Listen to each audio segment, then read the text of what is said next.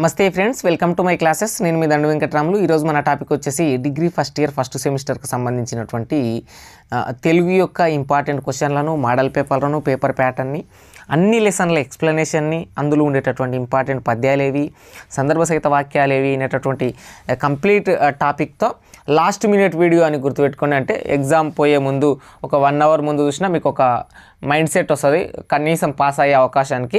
ఖచ్చితంగా ఈ వీడియో చూసిన వాళ్ళు 100% మినిమం పాస్ కావడానికి నేను కొన్ని టిప్స్ చెప్తా, అట్లాగే కొన్ని కీ పాయింట్స్ చెప్తా. ఆ పాయింట్లను హైలైట్ చేస్తూ, ఇది తెలుగు సబ్జెక్టే కాబట్టి జనరల్గా మీకు మీ మైండ్ సెట్లో ఉన్నటువంటి ఏదైతే బేసిక్ కాన్సెప్ట్లు ఉంటాయో లెసన్ మీద, ఆ లెసన్కి నేను చెప్పినటువంటి కొన్ని కీ పాయింట్స్ని హైలైట్ చేయండి. ఏ ఛానల్లో ఏ వీడియోలో చూసినట్టు కూడా వాళ్ళ ఛానల్ పర్పస్ కోసం చెప్తుంటారు తప్ప, ఇది కంప్లీట్గా మీరు ఆ నిమిషంలో అటెంప్ట్ చేయడం ఒకటే కాదు, కాంపిటేటివ్ పర్పస్లో కూడా కొన్ని కీ పాయింట్స్ హైలైట్ చేస్తూ చెప్తుంటాయి. ఈ 30 minutes వీడియో కంప్లీట్గా మోడల్ పేపర్ని, ఈ ఇంపార్టెంట్ క్వశ్చన్లను A to Z అన్నీ తెలుసుకుందాం. ఫ్రెండ్స్, మీరు ఇంకా నా ఛానల్ని సబ్స్క్రైబ్ చేసుకున్నట్లయితే please do subscribe my channel. Important క్వశ్చన్లని మనం వీడియో స్క్రోల్ చేస్తూ ముందలా చెప్పుకుందాం. ఇప్పుడు మొదట మోడల్ పేపర్ని, పేపర్ ప్యాటర్న్ని చర్చించుకున్నట్లయితే, పేపర్ ప్యాటర్న్ అనేది పార్ట్ ఏ, పార్ట్ బిగా రావడం జరుగుతుంది. పార్ట్ ఏలో షార్ట్ క్వశ్చన్లు రావడం జరుగుతుంది, పార్ట్ బిలో లాంగ్ ఆన్సర్ క్వశ్చన్లు రావడం జరుగుతుంది. పార్ట్ బిలో లాంగ్ ఆన్సర్ క్వశ్చన్లలో పద్యం ఇస్తారు ఒకటి, మిగిలిన గ్రామర్ నుంచి ఒక క్వశ్చన్ వస్తుంది, ఉపవాచకం నుంచి ఒక క్వశ్చన్ వస్తుంది. మిగతా అన్నీ కూడా ప్రాచీన పద్య భాగం, ఆధునిక పద్య భాగం నుంచి ప్రతి లెసన్ నుంచి ఒక క్వశ్చన్ వస్తుంది. ప్రతి లెసన్ కూడా ఒక క్వశ్చనే, కానీ ప్రతి లెసన్ యొక్క సారాంశం, దానికి మీకు ఏ క్వశ్చన్ వచ్చినా అని కూడా మీరు క్వశ్చన్ ఐడెంటిఫై చేసి దాని తర్వాత మీరు ఆన్సర్, క్వశ్చన్కి సంబంధించినటువంటి ఆన్సర్, ఆ సారాంశం ఏదైతే ఉందో అది పర్టికులర్గా రాస్తానంటే సరిపోతుంది. ఇట్లా పద్యం ఇస్తారు కదా, దానికి సంబంధించినటువంటి ప్రతిపదార్థాలు రాయాలి. ప్రతిపదార్థాలు ఎట్లా రాయాలి? నార్మల్గా ప్రతిపదార్థాలు రాస్తానంటే మీకు మంచి మార్కులు రావు. ఆ పద్యం పలానా శకుంతలోపాఖ్యానానికి సంబంధించిందా, ఏదైతే సంవరణుడి తపస్సుకు సంబంధించినటువంటిది కాన్సెప్ట్ మీ మైండ్లో ఉంటుంది కదా.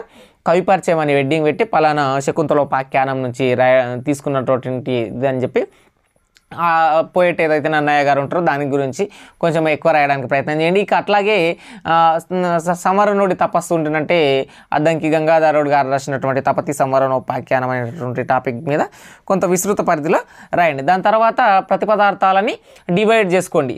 ప్రతి పదాన్ని డివైడ్ చేసుకొని మీకు కనీసం అప్పటికి ఒక 50% తెలిసి ఉంటాయి. ఇంకా మిగిలిన తెలియని 50% ఏవైతే ఉంటాయో అవి జనరల్ టాపిక్గా రాసినాను కూడా సరిపోతుంది. ఆ టాపిక్లు జనరల్గా రాస్తున్నప్పుడు మీరు ప్రతిదీ మీకు తెలిసిన పాయింట్ ఏదైతే ఉంటుందో దాన్ని హైలైట్ చేయండి. తెలియని పాయింట్ని కామ్గా మీకు ఆ పదాన్ని రిటర్న్ రాసినా సరే దానికి యొక్క అనేటటువంటి పదాన్ని యాడ్ చేసి రాసినా కూడా సరిపోతుంది. ఇది పేపర్ ప్యాటర్న్కి సంబంధించి కవి పరిచయం వస్తుంది షార్ట్ క్వశ్చన్లలో. అట్లాగే గ్రామర్ సందులకు సంబంధించి లక్షణ సమన్వయం, ఒక సంధి మాత్రం ఇస్తే అది షార్ట్ క్వశ్చన్ వస్తుంది. 2 సందులు అట్లా ఇస్తేనంటే లక్షణ సమన్వయంతో లాంగ్ ఆన్సర్ క్వశ్చన్ రావడం జరుగుతుంది.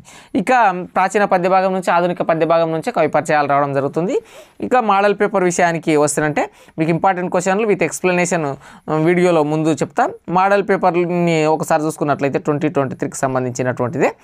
ఇక్కడ మనకేం చెప్తుండ్రో చూడండి, 75 మార్కులకు గాను ఉంది. తెలంగాణ రాష్ట్రంలో ఉన్నటువంటి అన్ని యూనివర్సిటీలకు, అన్ని కాలేజీలకు ఇట్లాగే ఉంటుంది. 5వ టాపిక్, ఈ క్రింది వాటిని జతపరచండి. ఈ టాపిక్గా క్వశ్చన్లు ఏం రాకపోవచ్చు. ఈ కింది పదాలకు పర్యాయ పదాలు రాయండి అనేటటువంటి భాషా పదాలకు సంబంధించినటువంటిది ఏదైతే ఉందో దాన్ని, అట్లాగే అద్దంకి గంగాధర కవి గురించిన పరిచయం అనేటటువంటి టాపిక్ ఒకటి, అట్లాగే సందర్భ సహిత వాక్యాలు 2 రావడానికి ఆస్కారం ఉంది. మీరు గుర్తుపెట్టుకోండి, పార్ట్ ఏలో 2 సందర్భ సహిత వాక్యాలు, ఒక కవి పరిచయం, ఒక గ్రామర్ టాపిక్ ఈ విధంగా రావడం జరుగుతుంది. ఇంకొకటి ఏదైనా లెసన్కి సంబంధించినటువంటిది, అది ఉపవాచకం నుంచి మదనమంజరి టాపిక్, లేదా రుద్రమదేవి పరాక్రమాలు, కాకతీయ కోట, లేదంటే గోన గన్నారెడ్డి టాపిక్ మీద షార్ట్ క్వశ్చన్ రావడం జరుగుతుంది. వీటిని గుర్తుంచుకోండి. సందర్భ సహిత వాక్యాలు ఎక్కువ రిపీట్ అయ్యేది మన 2 ప్రాచీన పద్య భాగంలో ఉన్నటువంటి 3 పాఠ్యాంశాలు, ఏదైతే శకుంతలోపాఖ్యానము, అట్లాగే గొడగూచి కథ, సంవరణుడి తపస్సు, జయబేరి అనేటటువంటి పాఠ్యాంశం నుంచి ఎక్కువ రిపీట్ అవుతాయి. కాసులు పాఠ్యాంశం నుంచి కూడా రావడం జరుగుతుంది, గుర్తుంచుకోగలరు. ఇక ఆ భాగం అంటే సెక్షన్ బి, ఇది పద్యం ఇస్తాడు, ప్రతిపదార్థ తాత్పర్యాలు రాయాలి. అప్పుడే మీకు మంచి మార్కులు రావడం జరుగుతుంది. అంటే నేను ఇంతసేపు చెప్పిన కదా, ఈ పద్యాలని డివైడ్ చేసుకోండి. నూతజేల అనేటటువంటి ఒక పదం, అట్లాగే పూరి తంబులు ఒక పదం, నూతులు అనేటటువంటి ఒక పదం, నూరుటి కంటే ఒక పదం. ఇందులో మీకు ఏం తెలియకున్నా నూరుటి కంటే అంటే 100 కంటే ఎక్కువ ఒక పదం తెలిసింది కదా, కనీసం ఏం రాకున్నా సరే ఆ పదాలను డివైడ్ చేసుకొని రాయండి. అప్పుడు మీకు మంచిగా మార్కులు వస్తాయి. రాజు కవి వీరిద్దరిలో ఎవరు గొప్పవారు? రాజు గొప్పవాడా కవి గొప్పవాడా అనేటటువంటిది మీకు లెసన్లో ఎక్స్ప్లెయిన్ చేసిన, కింద డిస్క్రిప్షన్లో అన్నీ ఉంటాయి. కవి గొప్పవాడు, రాజు అనేటటువంటి వ్యక్తి దుర్మార్గుడు, రాజ్యాలను అతిక్రమించాలి అని ఎప్పుడు మనసులను చంపుతుంటాడు. కవి మాత్రమే మనసుల యొక్క బాగోగాలు సుఖ దుఃఖాలను అన్వేషిస్తూ రాస్తూ వాళ్ళ పక్షాన నిలబడతాడు అనేటటువంటిది. గంగిరెద్దు విన్యాసాలకు సంబంధించినటువంటి పల్లా దుర్గయ్య గారు ఒక అవలక్షణాలకు సంబంధించినటువంటి గంగిరెద్దుని అవలక్షణాలు ఉన్నప్పటికీ విన్యాసాలు నేర్పి దానికి జీవితాన్ని అతను జీవితం పొందుతూ ఉన్నటువంటి విధానాన్ని, సాంప్రదాయంగా మన సంక్రాంతి పండుగ జరిగేటటువంటి వైనాన్ని మీ కుటుంబ పరిస్థితుల్లో ఎట్లున్నదో ఆ టాపిక్ రాసినా కూడా సరిపోతుంది. ఇంకా రుద్రమదేవి శౌర్య పరాక్రమాలకు సంబంధించి రుద్రమదేవి గణపతి దేవుని కూతురు, శివదేవయ్య మంత్రి సారథ్యంలో గోన గన్నారెడ్డి సంరక్షణలో, అంటే గోన గన్నారెడ్డి కాపరిగా ఉన్నటువంటి సంరక్షణగా రుద్రమదేవి చూపించినటువంటి శౌర్య పరాక్రమాలను మిగతా రాజులను ఎట్లా ఓడించింది అనేటటువంటిది. కాకతీయ కోట నిర్మాణానికి సంబంధించినటువంటిది. అట్లాగే సంధి నిర్వచనం సంస్కృత సంధిలో సోదాహరణంగా వివరించండి. సంధికి సంబంధించినటువంటిది గుణ సంధి, సవర్ణ దీర్ఘ సంధి, ఏనాదేశ సంధి, వృద్ధి సంధిలకు సంబంధించినటువంటివి రాయాలి. తెలుగు వాక్యాలకు వాక్య భేదాలను సోదాహరంగా రాయండి. తెలుగు వాక్యాలకు సంబంధించి కర్తరి వాక్యం, కర్మని వాక్యం, ఈ వాక్యాలు ఏవైతున్నాయో వాటి మధ్య ఉండేటటువంటి సూత్రాలు రాసి ఈ విధంగా ఉన్నాయనేటటువంటి భేదాలను రాస్తారంటే సరిపోతుంది. ఇక ఇంపార్టెంట్ క్వశ్చన్లను వాటి ఆన్సర్లను ఎక్స్ప్లెయిన్ చేసుకున్నారు. Telugu degree first semester unit వైజ్గా ఇంపార్టెంట్ క్వశ్చన్లను చర్చించుకున్నట్లయితే నేను అన్ని లెసన్ల వీడియోలు చేయడం జరిగింది. అవి 2 years బ్యాక్ ఉన్నా సరే సిలబస్ ఏం మారలేదు, ఎగ్జాక్ట్లీ అవే ఉంటాయి. క్వశ్చన్ పేపర్ ప్యాటర్న్ మాత్రమే మారింది. క్వశ్చన్ పేపర్ ప్యాటర్న్ని మనం చర్చించుకుందాం. అట్లాగే ఇంపార్టెంట్ క్వశ్చన్ల విషయానికి వస్తే నేను అన్ని లెసన్ల ఎక్స్ప్లెనేషన్ విత్ ఇంపార్టెంట్ క్వశ్చన్స్తో ఒక వీడియో ఎక్స్ప్లెయిన్ చేయడం జరిగింది. మీకు వీలైతే కింద డిస్క్రిప్షన్లో ఫస్ట్ కామెంట్లు ఇస్తా, ఆ వీడియోని కూడా చూడడానికి ప్రయత్నం చేయండి. అంటే డిస్క్రిప్షన్లో ఉంటుంది, ఫస్ట్ కామెంట్లో ఉంటుంది, పిన్ చేసి ఉంటా, అక్కడ నుంచి చూడండి. సిలబస్ చూసుకున్నట్లయితే ప్రాచీన పద్య భాగము, ఆధునిక కవిత్వము, ఉపవాచకము, భాషా భాగాలు, వ్యాకరణం. ఇందులో ప్రాచీన పద్య భాగం నుంచి 2 లెసన్లు, ఆధునిక కవిత్వం నుంచి 2 లెసన్లు, ఉపవాచకం నుంచి 1 లెసన్, ఇక భాషా భాగాలు, వ్యాకరణం నుంచి ఒక 3 టాపిక్లు మీరు నేర్చుకున్నట్లయితే సింపుల్గా ఈజీగా పాస్ అయిపోతారు. ప్రతి పాయింట్ని కీ పాయింట్ వైజ్గా మీరు ఈజీగా ఎట్లా పాస్ కావాలన్నటువంటి కంటెంట్ని నేను చెప్పడం జరిగింది. మొదట శకుంతలోపాఖ్యానం అంటే ఈ పాఠ్యాంశంలో నుంచి వచ్చేటటువంటి ఇంపార్టెంట్ పద్యాలు. విమల యశోనిధి పురుష వృత్త మెరుంగు చుండు అనేటటువంటి ఒక పద్యం ఉంటుంది, అది వస్తుంది. అంటే పద్యాలు వాళ్ళే ఇస్తారు, మనం ప్రతిపదార్థాలు రాయాలి. మీకు ఇక్కడ ఒక ట్రిక్ కూడా చెప్తా చూడండి. మీకు కవి పరిచయం కొంచెం తెలిసినదనుకోండి, అట్లాగే పద్యం ఎట్లాగో ఇచ్చింటాడు కదా, పద్యంని ఒక చిన్న వర్డ్స్గా కట్ చేసుకొని వాటిని రాసుకోండి. అందులో మ్యాక్సిమం మీకు 50% పదాలకు అర్థాలు తెలిసి ఉంటాయి.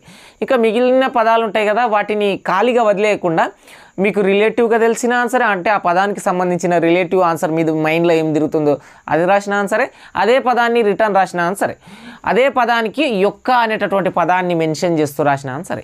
ఈ విధంగా మ్యాక్సిమం ఈ ట్రిక్ వర్కౌట్ అవుతుంది. ఎందుకంటే మీరు కనీసం ఉట్టి పేపర్ ఇచ్చే బదులు ఈ పద్యంలో ఉన్నటువంటి ప్రతిపదార్థాలు పదాన్ని కట్ చేసుకొని ఒక 25 పదాలుగా వరుసగా రాసి దాని తర్వాత దానికి ఆన్సర్లు రిలేటివ్గా ఒక 50% మీకు ముందే తెలిసి ఉంటాయి. ఇక మిగిలిన 50% మీరు ఆల్టర్నేట్గా ఆ రిలేటివ్గా రాసినంటే సరిపోతుంది. కనీసం ఒక 5-6 మార్కులు పడతాయి, ఈజీగా పాస్ అయిపోయే అవకాశం ఉంటుంది. ఇక శకుంతలోపాఖ్యానానికి సంబంధించినటువంటిది నన్నయ్య గారు రచించినటువంటి ఆంధ్ర మహాభారతం ఆదిపర్వం చతుర్థాశ్వాసం నుంచి ప్రస్తుత పాఠ్యాంశాన్ని తీసుకోవడం జరిగిందని గుర్తుపెట్టుకోగలరు. ఈ పాఠ్యాంశానికి సంబంధించినటువంటి ఇంపార్టెంట్ క్వశ్చన్లను చూసుకున్నట్లయితే దుష్యంతుడు శకుంతలను స్వీకరించిన విధానము, శకుంతల వృత్తాంతం తెలపండి. ఈ కంటెంట్లో రావడం జరుగుతుందన్నమాట. ఇక ఇంపార్టెంట్ సందర్భ సహిత వాక్యాలు ఏముంటాయంటే, నాకు నీ ఇచ్చిన వరము దలంపవలయు జిత్తములోనన్ అంటే మనస్సు లోపల నాకు ఇచ్చిన వరము మీరు లోపల గ్రహించండి. సందర్భ సహిత వాక్యాలకు సంబంధించినటువంటి కంటెంట్ సింపుల్గా 4 హెడ్డింగులు రాయండి. సందర్భ సహిత వాక్యాలు ఎట్లా రాయాలి, కవిపరిచయం, అర్థం, వ్యాఖ్య, ఈ విధంగా రాయండి. సందర్భ సహితంలో కవిపరిచయం మీకు ఒక లైన్ నేర్చుకుంటుంటే సరిపోతుంది. మిన్నక అనుచితంబులు పలకకనేలా తప్ప బలుకునే ధార్మికులకు, అట్లాగే నరుడు దాక్కొన నేర్చునే తన్ను మృత్యులు అనేటటువంటిది ఒకటి ఉంటుంది. నరుడు దాక్కొన నేర్చుకునే అనేటటువంటిది ఇది ఏదైతే ఉంటుందో చాలాసార్లు రిపీట్ అయింది. జీవులకు హృద్యంబే కడున్ శీతమే అనేటటువంటిది కూడా చాలాసార్లు రిపీట్ అయింది, దాన్ని కూడా చూసుకోండి. అయితే ఇక్కడ మీకు బ్రీఫ్గా ఎక్స్ప్లెయిన్ చేస్తాను చూడండి. ఒకసారి శకుంతలోపాఖ్యానానికి సంబంధించినటువంటి క్వశ్చన్, ఏ క్వశ్చన్ వచ్చినా అని కూడా ఒకటే ఆన్సర్. శకుంతలోపాఖ్యానము, శకుంతల ప్లస్ ఉపాఖ్యానము. శకుంతల అనేటటువంటి ఒక పర్సన్ యొక్క కథ. శకుంతల దుష్యంతుడు స్వీకరించిన విధానం, తను సభలోకి వెళ్ళినటువంటి మాట్లాడిన భాష, మాట్లాడినటువంటి పెద్దలను ఒప్పించినటువంటి విధానం, తను నన్ను వచ్చి మళ్ళీ తీసుకెళ్తాడని దుష్యంతుడు ఇచ్చినటువంటి మాటని, విశ్వామిత్రుడు మేనకలు వదిలేసినప్పుడు యమునా నది తీరంలో కణ్వ మహర్షి ఆమెని శాకుంతలం అనే పక్షులు కాపాడినప్పుడు అతను పెంచి పోషించడం, తర్వాత దుష్యంతుడు వేటకు రావడం, పెళ్లి చేసుకోవడం, గాంధర్వ వివాహం చేసుకొని తర్వాత వెళ్ళిపోవడం. ఈ కంటెంట్ని మీ సొంత మాటల్లో ఎక్స్ప్లెయిన్ చేయండి. నేను చెప్పిన కదా ఈ 5-6 కీ పాయింట్స్తోనే కథ అల్లండి. మీరు కనీసం బేసిక్స్ కూడా రాయకుండా వస్తారంటే ఎట్లా పాస్ అవుతారు? కథకు సంబంధించినటువంటి కొంత సమాచారాన్ని రాయండి. రాస్తారంటే ఒక కనీసం పాస్ కావడానికి వీడియో చెప్తున్నా కాబట్టి కనీసం మంచి మార్కులు రావడానికి ఆస్కారం ఉంటుంది. గోడగూచి కథ పాల్కుర్కి సోమనాథుడు గారు రచించడం జరిగింది. బసవ పురాణం తృతీయాశ్వాసం నుంచి ప్రస్తుత పాఠ్యాంశం తీసుకోవడం జరిగింది. వరంగల్ జిల్లా పాలకుర్తికి సంబంధించినటువంటి పాల్కుర్కి సోమనాథుడు 12వ శతాబ్దానికి చెందినటువంటి గొప్ప శివ కవుల్లో ఒకరు. శైవతత్వం మీద రచనలు చేయడం జరిగింది. అనుభవసారం, వృషాధిప శతకం, బసవ పురాణం, చెన్నమల్లు సీసాలు వంటి రచనలు పాల్కుర్కి సోమనాథుడు గారు రచించడం జరిగిందని గుర్తుంచుకోగలరు. ఇంపార్టెంట్ క్వశ్చన్ విషయానికి వస్తే గొడగూచి ముగ్ధ భక్తి గురించి వివరించండి, లేదా శివుడు పాలు తాగకపోవడానికి గల కారణాలు గొడగూచి ఊహించినటువంటి విధానం తెలపండి. గొడగూచి అనేటటువంటి ఒక చిన్నపిల్ల, ఆమెకేం తెలుసు శివుడు పాలు తాగుతాడు తాగపోవడం అనేటటువంటి భావన తెలియదు కదా. నేను కాసిన పాలు మంచి లేవా, సరిపోలేవా, తీయగలేవా, లేదంటే నేను అలుగుతా చూడు, నీకు బొమ్మలు తెచ్చిస్తా చూడు, ఈ విధంగా శివుని ముందు చేసినటువంటి ముగ్ధ భక్తి, అమాయకమైనటువంటి భక్తిని ప్రదర్శించినటువంటి ఒక చిన్నపిల్ల మనస్తత్వాన్ని రాయండి. ఇక బసవ పురాణానికిలో ఉన్నటువంటి ఈ తృతీయాశ్వాసం నుంచి తీసుకున్నటువంటి గొడగూచి కథకు సంబంధించినటువంటి సందర్భ సహిత వాక్యాలు. నీకు ఒక మంచి బొమ్మయు అనేటటువంటి సందర్భ సహిత వాక్యం, నీకు ఒక మంచి బొమ్మయు తెచ్చేదాను అనేటటువంటి టాపిక్ ఉంటుంది. నీకు మంచి బొమ్మలు తెచ్చిస్తా, కనీసం పాలు దాగు అని చెప్పి శివునికి గొడగూచి చెప్తుంది అనమాట. కడు వేడియో నీరు కలిసినవనియో, ఇవి చాలా వేడిగా ఉన్నాయో అందులో నీళ్లు కలిసినాయని తాగుతలేవా అని చెప్తుంది అనమాట. సందర్భంలో ఈ కంటెంట్ని ఎక్కువ రాయండి. కవిపరిచయం ఒక లైన్ నేర్చుకుని ఉంటారు, అట్లాగే అర్థం దానికి సంబంధించినటువంటిది నీళ్లు కలిసినటువంటిది రాస్తారు. వ్యాఖ్యలో ఏం రాస్తారు? ఇట్లా నేను పెడుతున్నటువంటి పాలల్లో నీళ్లు కలిసినాయని తాగుతలేడేమో, అందుకోసమే నీళ్లు కలిసినవని తృప్తి చెందకుండా ఆ గొడగూచి ముగ్ధ భక్తిని ప్రదర్శిస్తుందని చెప్పేటటువంటి సందర్భం. ఓసి నేడేలా ఒల్లంద్రోవా, ఈరోజే ఎందుకు నువ్వు పాలు తాగుతలేవు, డైలీ తాగుతుంటావు కదా మా డాడీ వాళ్ళు ఉన్నప్పుడు, నేనున్నప్పుడు ఎందుకు తాగుతలేవు అనేటటువంటి కంటెంట్ని చెప్తుంది అనమాట. ఇక సంవరణుడి తపస్సు అద్దంకి గంగాధరుడు గారు దీన్ని రచించడం జరిగిందని చెప్పుకోవచ్చు. తపతీ సంవరణోపాఖ్యానము, ఇంతకుముందు శకుంతలోపాఖ్యానం చెప్పిన కదా, ఇది తపతీ సంవరణోపాఖ్యానం. తపతి కోసం సంవరణుడు చేసినటువంటి తపస్సు, అందులో ఉన్నటువంటి కథనే ఉపాఖ్యానంగా ఇవ్వబడినటువంటి ఈ తపతీ సంవరణోపాఖ్యానం పాఠ్యాంశం. ఇతను ఎవరైతే అద్దంకి గంగాధరుడు గారు ఉన్నారో ఇబ్రహీం కుతుబ్ షా యొక్క ఆస్థాన కవి, 16వ శతాబ్దానికి చెందినటువంటి వ్యక్తి అని చెప్పుకోవచ్చు. ప్రస్తుత పాఠ్యాంశం తపతీ సంవరణోపాఖ్యానం నుంచి తీసుకోవడం జరిగిందని గుర్తుంచుకోగలరు. దీని నుంచి వచ్చేటటువంటి క్వశ్చన్ ఏదైనా సరే, క్వశ్చన్ ఫ్రేమ్ అనేది తపతి ప్రేమ కోసం సంవరణుడు చేసినటువంటి తపస్సు, ఆ నడబావి దండ అనేటటువంటి ఇట్లా ఆ బావి దగ్గర గురువింద తీగల పొదరులో తను తీక్షణంగా చేస్తున్నటువంటి ధ్యాన భావనని కొంచెం హైలైట్ చేస్తూ రాయండి అనమాట. ఇంకా ఇంపార్టెంట్ పద్యాల విషయానికి వస్తే నాలి కాప్తుడు గోరగించునట అనేటటువంటి పద్యం, ఆ నడబావి దండ కడగిం చిగురించిన అనేటటువంటి పద్యం, అట్లాగే నైమొప్పుం 16 మాల్గములు అనేటటువంటి పద్యం, అట్లాగే ఆవే నీ చుట్టపు అనేటటువంటి పద్యము. ఇట్లా ఈ 4 పద్యాలు నేర్చుకోవడానికి ప్రయత్నం చేయండి. పద్యాలు వాళ్ళే ఇస్తారు, కాకపోతే మీరు సందర్భ సహిత వాక్యాలు నేర్చుకోవాలి. ఇక సంవరణుడి తపస్సుకు సంబంధించినటువంటి సందర్భ సహిత వాక్యాల విషయానికి వస్తే పవన విరహిత నిభృత దీపం, అట్లాగే అయతమతి చేసే సంగరంగపు అనేటటువంటిది, అట్లాగే అల్లునిగా గూర్పుమనే వేడే, అట్లాగే సుఖము దుఃఖము కార్యార్థి చూడడెందు, సుఖంలోను దుఃఖంలోను కార్యసాధకుడు వాటిని భేదభావాలు చూడడనేటటువంటి అంశం. ఇక ఆధునిక కవిత్వం, ఇంతకుముందు చెప్పినటువంటి ప్రాచీన కవిత్వం, ఇందులో శకుంతలోపాఖ్యానం, గొడగూచి కథ, సంవరణోపాఖ్యానం. ఇందులో 2 లెసన్లు నేర్చుకోండి, ఏదైనా ఒక లెసన్ వదిలేయండి. అందులో మ్యాక్సిమం సంవరణోపాఖ్యానం వదిలేయడానికి ప్రయత్నం చేయండి, కానీ పద్యం నేర్చుకోండి, సారాంశం ఒకటి వదిలేస్తే వదిలేయండి. ఇక నెక్స్ట్ కాసులు గురజాడ అప్పారావు గారు రాసినటువంటి కాసులు కవితా ఖండిక నుంచి ప్రస్తుత పాఠ్యాంశం తీసుకోవడం జరిగింది. చాలా సింపుల్ అండ్ ఈజీ వేలో ఉండడం జరుగుతుంది కాసులు అనేటటువంటిది. ఇక్కడ ఏం చెప్తున్నాడు గురజాడ అప్పారావు గారు అంటే, ఇతను గురించి మీకు కొంచెం ఎక్కువ రాయడానికి ప్రయత్నం చేయండి. ఆంధ్రదేశంలో పుట్టినటువంటి వ్యక్తే కదా గురజాడ అప్పారావు గారు. ముత్యాల సరాలకు సంబంధించినటువంటి ఛందస్సు కనిపెట్టిండు. ఈ టాపిక్లను కొంత రాయడానికి ప్రయత్నం చేసిన తర్వాత కాసులు అంటేనటువంటి టైటిల్ ఏం చెప్తుందంటే, కాసులు అంటే బంగారం కావచ్చు, డబ్బు కావచ్చు, ఏదైనా యొక్క ధనం యొక్క అంశం. అయితే భార్యాభర్తల మధ్య అన్యోన్య ప్రేమ జీవనం గొప్పది. దానికి కాసులు విలువైనవి కావు, బంగారమే విలువైనవి కావు, భర్తనే ఏడుగడ, భర్తనే దైవము. మీరు రీసెంట్గా వచ్చినటువంటి నాని సినిమాలో కూడా ఉంటుంది కదా, చీకట్లో ఉన్న వాకిట్లో ఉన్న కంటికి రెప్పోలే కాస్త డుమ్మగడు అనేటటువంటి ఒక పదం ఉంటుంది కదా, ఎంత అందంగా ఉంటుంది. ఆ మీనింగే ఈ పాఠ్యాంశం. అందులో ఏం చెప్తుండు, ప్రతి సిచ్యువేషన్లో భార్యాభర్తల మధ్య ఉండేటటువంటి అన్యోన్య దాంపత్య జీవితమే నిజమైన ధనము, ఇది మాత్రమే శాశ్వతము, భర్తనే అన్నిటికీ కారణము అనేటటువంటి కొంత పురుష పాత్రని హైలైట్ చేస్తున్నటువంటి పాఠ్యాంశం. అయినప్పటికీ స్త్రీ పురుషుల మధ్య ప్రేమనే విలువైనది, ప్రేమకు వెలకట్టలేమనేటటువంటి అంశాన్ని గురజాడ అప్పారావు గారు చెప్పడం జరిగిందనమాట ఈ పాఠ్యాంశంలో. అతను విశాఖపట్నం సమీపంలో రాయవరంలో 1862 సెప్టెంబర్ 21న జన్మించడం జరిగింది. కన్యాశుల్క నాటకం, అట్లాగే దిద్దుబాటు కథ, ముత్యాల సరాలు కొత్త ఛందస్సుని సృష్టించడం జరిగింది. మీరు పై తరగతుల్లో డిగ్రీ 5th సెమిస్టర్లో కన్యాశుల్కం నాటకం గురించి చదువుకుంటారు. దిద్దుబాటుని పీజీ లెవెల్లో చదువుకునేటటువంటి కథ చాలా మంచిగా ఉంటుంది. దిద్దుబాటుకు సంబంధించినటువంటిది కూడా వీలైతే యూట్యూబ్లో ఉన్నది కిరణ్ ప్రభ టాక్ షోలో వినడానికి ప్రయత్నం చేయండి. కాసులు సంబంధించినటువంటిది ఏదైతే ఉందో ఇంపార్టెంట్ క్వశ్చన్ల విషయానికి వస్తే, కాసులు కవితా ఖండికను వివరించండి. ప్రేమ పెన్నిది అని కాసులు కవితా ఖండిక ద్వారా కవి వివరించిన తీరును వివరించండి అనేటటువంటి అంశాలతో క్వశ్చన్ వస్తుంది. ఏ క్వశ్చన్ వచ్చినా అని కూడా సింపుల్గా ఒకటే ఆన్సర్ రాయడానికి ప్రయత్నం చేయండి. సారాంశం రాయండి.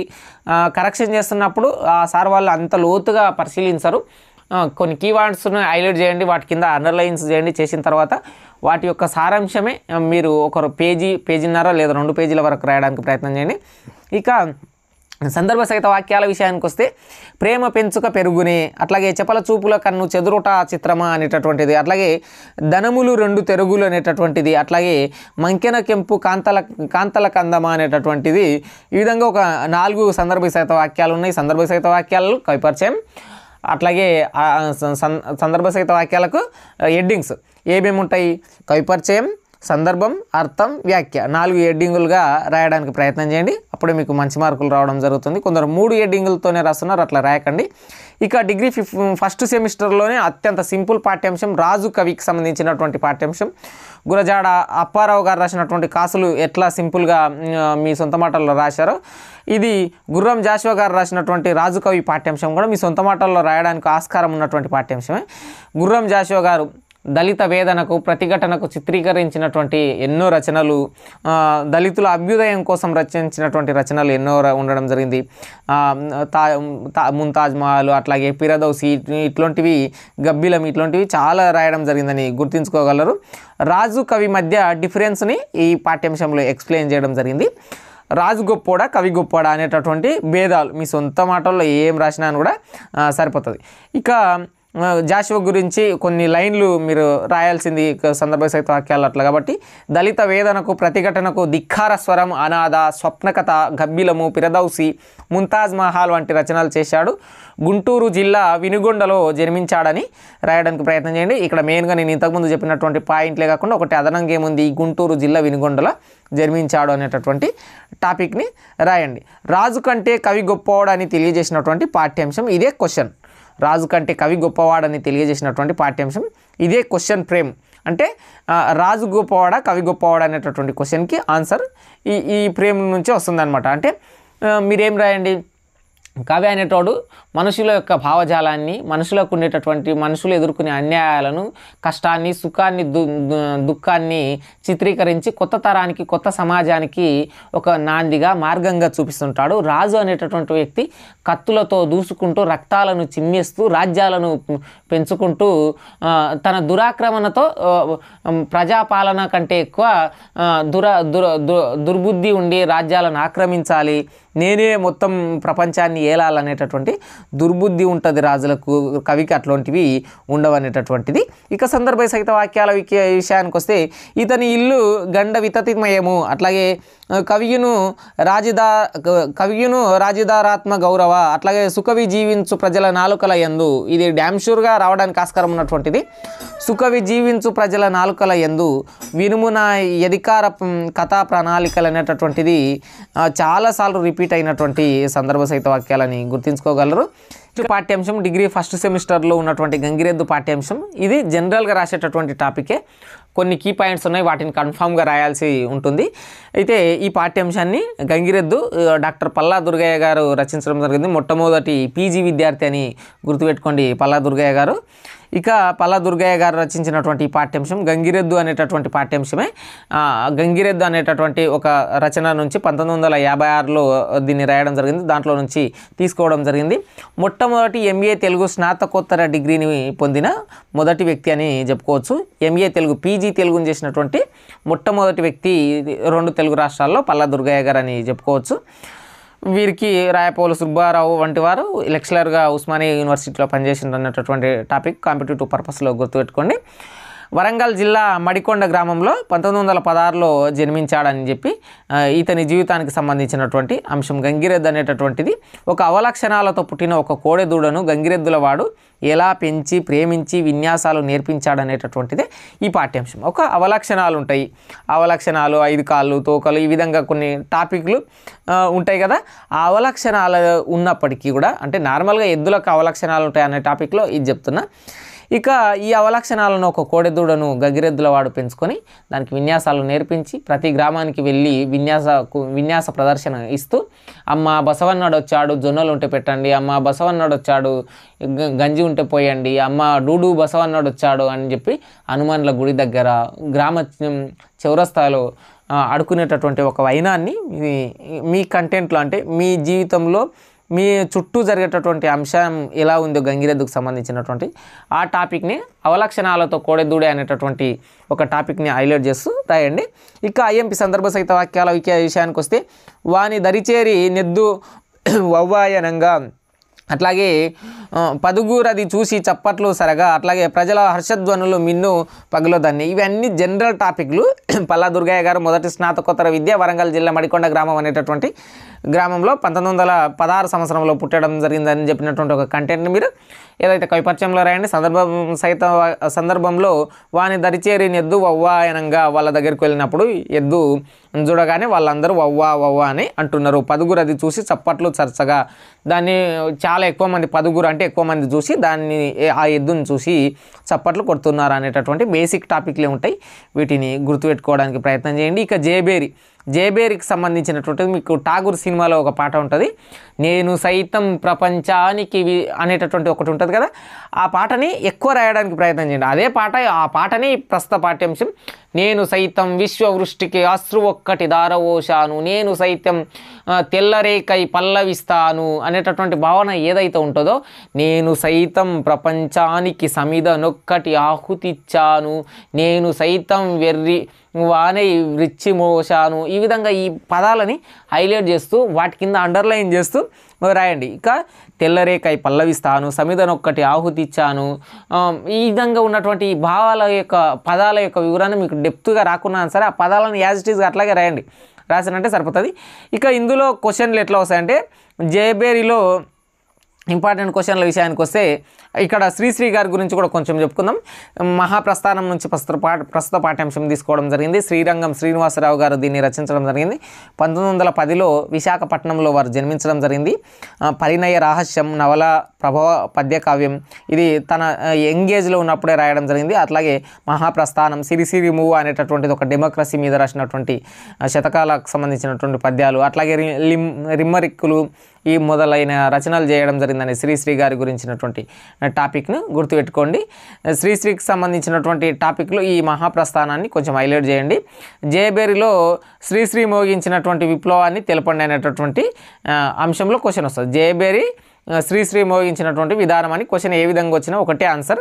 ఇంకా సందర్భసహిత వాక్యాలు ఇంపార్టెంట్ కాబట్టి, సమిధనొక్కటి ఆహుతిచ్చాను, అట్లాగే అశ్రు ఒక్కటి దారవోశాను, వెర్రి గొంతుక నిచ్చిమోశాను, తెల్లరేకై పల్లవిస్తాను అనేటటువంటి ఈ పదాలు రావడం జరిగింది. ఈ తెల్లరేకై పల్లవిస్తాను అనేటటువంటిది, అట్లాగే సమిధనొక్కటి ఆహుతిచ్చాను అనేటటువంటిది, అందరూ కలిసి గుమిగూడుతున్నట్టు అందరితో పాటు నేను కూడా కొత్త మార్పుకు, కొత్త సమాజానికి నేను సైతం సమిధనై ఆహుతిచ్చుకుంటాను అనేటటువంటి కంటెంట్లో దానికి సంబంధించినటువంటిది ఉంటుంది. ఇంకా కొంచెం క్రిటికల్గా ఉండేటటువంటిది ఉపవాచకంలో ఉండేటటువంటి రుద్రమదేవి నవలకు సంబంధించినటువంటిది కంప్లీట్ వీడియో ఉండడం జరిగింది. డిస్క్రిప్షన్లో అన్ని వీడియోల లింకులు ఉంటాయి, చూడండి. రుద్రమదేవి నవలలో ఒద్దిరాజు సీతారామచంద్రయ్య శర్మ గారు రుద్రమదేవి ధైర్య సాహస పరక్రమాల గురించి రాయడం జరిగింది. రుద్రమదేవి పాత్ర, గోన గన్నారెడ్డి పాత్ర, మదన మంజరి పాత్రలకు సంబంధించినటువంటివి షార్ట్ క్వశ్చన్లు వస్తాయి. వాళ్ళ చుట్టే కథ కూడా తిరగడం జరుగుతుంది.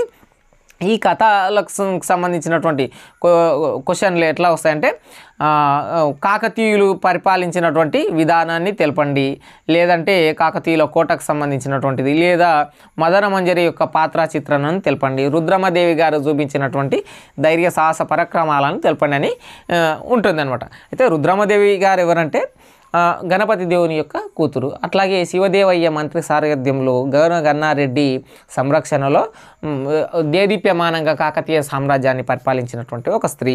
మదన మంజరి అనేటటువంటి ఒక కుటిల తరంకి సంబంధించినటువంటి స్త్రీ. ఇంకో కొంతమంది వ్యక్తులకు సంబంధించినటువంటి దురాక్రమణల వల్ల రుద్రమదేవి జీవితంలో జరిగినటువంటి మలుపుల గురించి ఉండడం జరిగింది. అట్లాగే భాషా భాగాలు, వ్యాకరణానికి సంబంధించినటువంటివి కూడా నేను ప్రతిదీ ఎక్స్ప్లెయిన్ చేయడం జరిగింది. పర్యాయ పదాలు, నానార్థాలు మీరు యాజ్ ఇట్ ఈజ్ గుర్తుపడతారు. కనీస బేసిక్ అవగాహన ఉన్నా సరే మీరు పేపర్లో ఇస్తారా ఆల్రెడీ, కాబట్టి గుర్తుపట్టే అవకాశం ఉంటుంది. సందులు, సమాసాలకు సంబంధించినటువంటి వీడియోలు సపరేట్లో ఉన్నాయి. తెలుగు వాక్యం అనేటటువంటిది కర్తరి కర్మని వాక్యాలతో రావడం జరుగుతుందని గుర్తుపెట్టుకోగలరు. ఇక సందుల విషయానికి వస్తే పర్టికులర్గా ఏ వస్తాయి అనేటటువంటి సవర్ణ దీర్ఘ సంధి, గుణసంధి, అనాదేశ సంధి, వృద్ధి సంధి రావడం జరుగుతుంది. వీటి యొక్క లక్ష్య సమన్వయం అంటే ఏం లేదు.